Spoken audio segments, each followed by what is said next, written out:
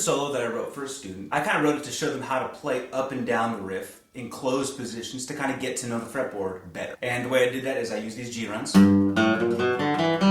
in closed positions. Exact same notes.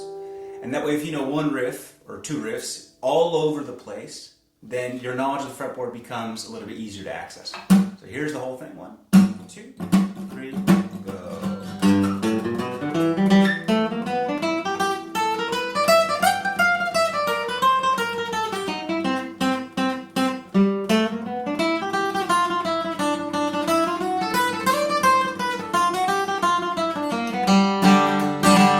Let me break that down and play it real slow again.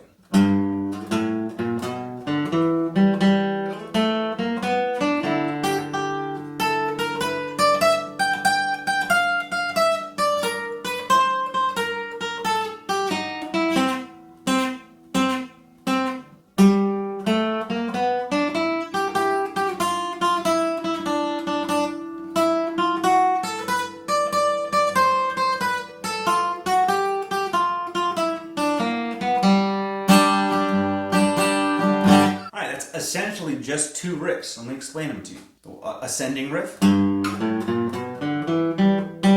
that just keeps going up because it's 1, 2, flat 3, major 3, 5, 6, 1, 1. It ends on a 1. So I can just do the same thing again. Another 1. And what I do is on the way down, I came up with my own way of going down. You can find any other number of ways, but here's one that works for me. Pinky, middle, index, index, middle, ring, pinky. And the numbers of those are 1, flat 7, 6, 5, flat 3, major 3, 1. The reason I do the weird cross with this pinky so that every time I get to that 1 descending, I'm with the pinky so I can use the same fingerings. And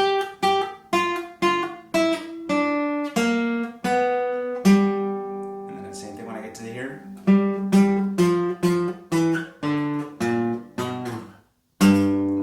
Here, I don't have a 7th string to get that root there, so I have to, and that way I get this ascending and descending riff on G.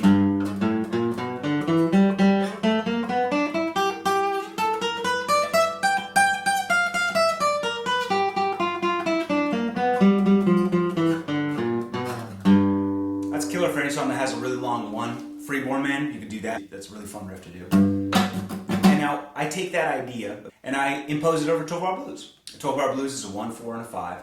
And so basically what I'll do is I'll go up the riff, and when the chord changes, I'll find the closest chord tone. And if I catch it with the pinky, then I'll descend. Or if the chord changes and I catch the next root with the index, then I'll ascend. And kind of do it arbitrarily. And you can do many different directions of it, which is really fun. Here's the kind of easiest one to explain that I found.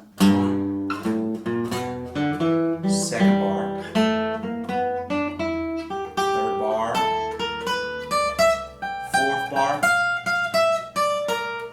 It's going to go to a 4 chord, to a C, right? I'm here on a B note. So I can find the root of the C chord with my pinky, which means I can descend.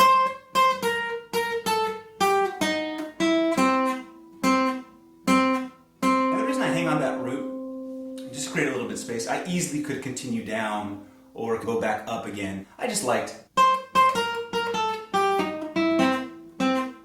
little bit of space there. Made it just a little bit more fun.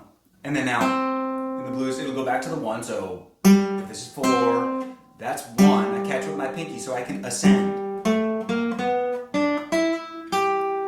And now I decide to go down that G, just for fun.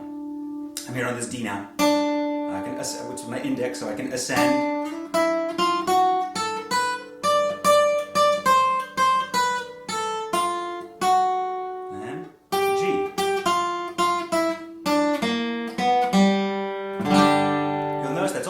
Two riffs. I might change them a little bit. I might add a little bit of space. I might add a little bit of tremolo, and that is dependent on the song or the situation or what I can muster up in that moment. But you have just two riffs, ascending and descending, and you impose them over a chord progression. One of the best things about it is that it can be done in all 12 keys. Let's do it in C now.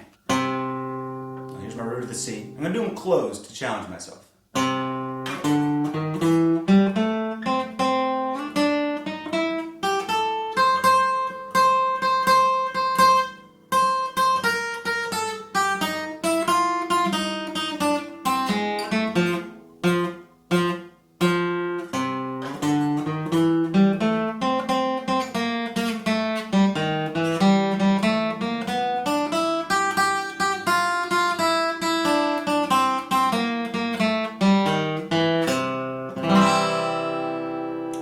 climb all the way through that one. I use the open there at the end.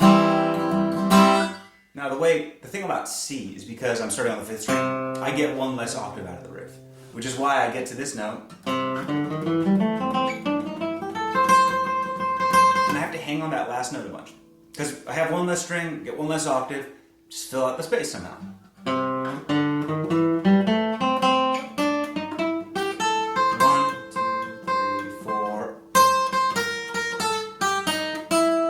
4 chord.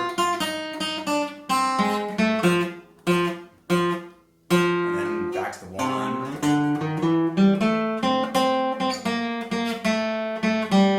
5.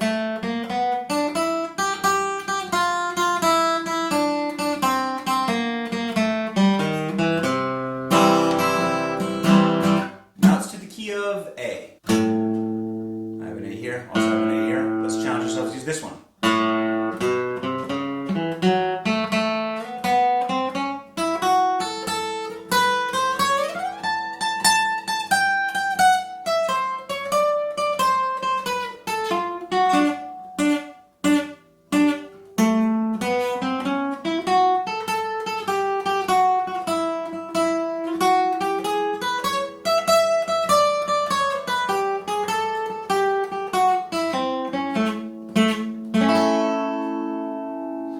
A, you'll notice I did something weird slide in there. Let me show you why I did that. If I'm missing some notes or if I have some less space, you just kind of figure it out. You kind of find a way to bridge the gap. Maybe I repeat a note a bunch. Maybe I slide from one note to the other just to connect things. So here's A. Octave.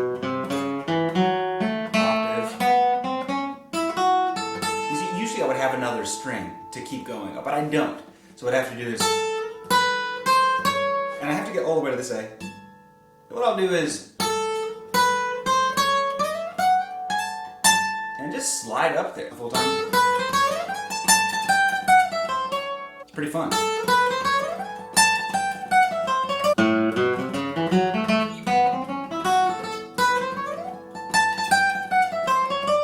And once you get to here,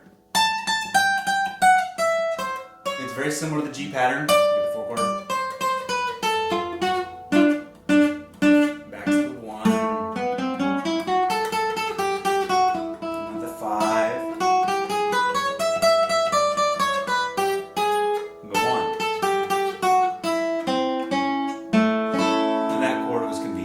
Key of D is very similar to the key of C. Same thing, almost just 2 frets higher. Let's try that.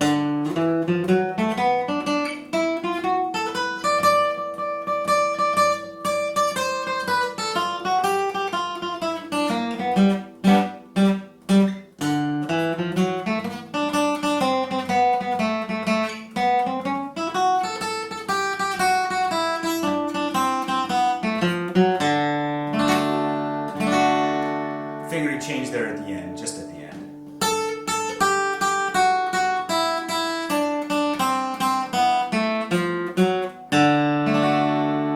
Let's go to the key of E. This is the easiest one. I have a low E string, high E string. The blues, it just really fits so well over here. I don't have to find the roots up here. It's all just right in that spot where we like to play all the time. Second bar.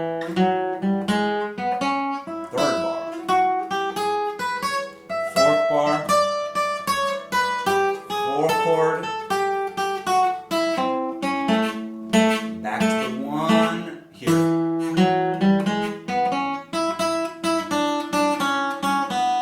5,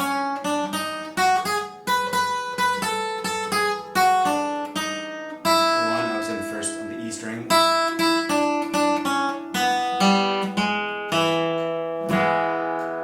Just 2 riffs going up and down a blues, and I did it in about 5 keys. That's hugely important because now I can use it for vocal tunes, I can use it for fiddle tunes, for anything really. And I'll just show you on a simple vocal tune how that might sound. So, How Mountain Girls Can Love. Riding the night on a high going on a trail of the old lonesome pine. Pretty simple.